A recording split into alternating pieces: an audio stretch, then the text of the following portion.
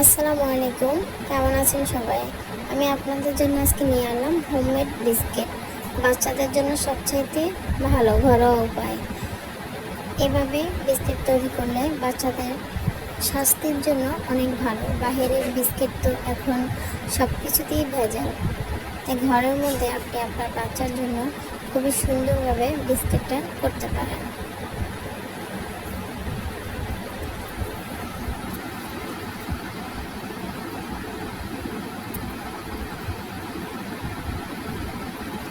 প্রথমে আমি এখানে ময়দা নিয়ে নিলাম, যে যার মতো করে মাপ নেবেন। আমি আমার মতো এখানে 2 কাপ ময়দা নিয়েছি। তারপর এখানে দিলাম কাজু বাদাম, কাঠবাদাম আর চীনা বাদাম। 3টা বাদামকে গুঁড়া করে ব্লেন্ডারে দিয়েছি।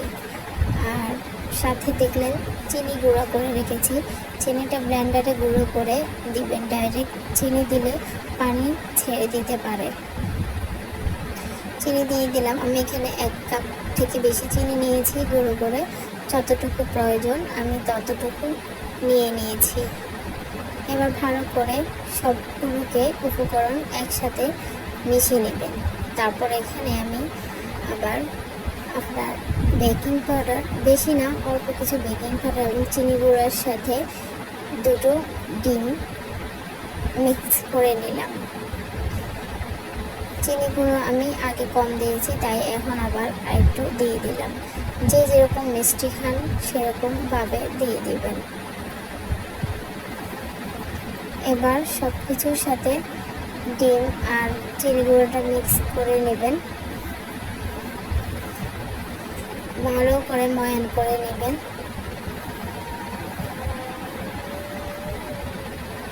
এখানে আমি ঘি দিয়ে দিলাম কিছু। ঘির সাথে তেলও দিয়েছি, আপনি শুধু তেল দিলেও দিতে পারেন অথবা ঘি দিলেও দিতে পারেন। আমি দুটো মিক্স করে দিলাম।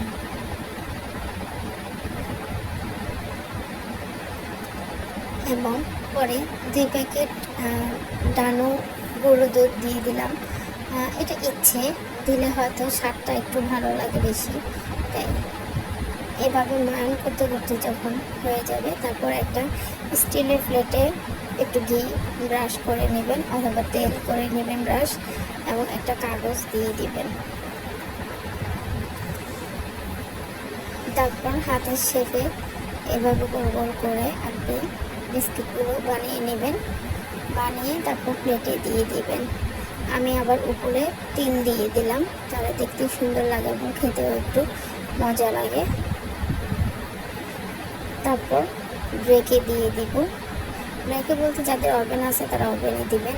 আমি চুলায় তৈরি করছি। চুলার উপরে একটা বড় পাতিল দিয়ে কিছুক্ষণ গরম করে রাখলাম। হালকা যখন একটু ভাপ উঠেছে, তখন স্টিলের ট্রেটা বসিয়ে দিলাম।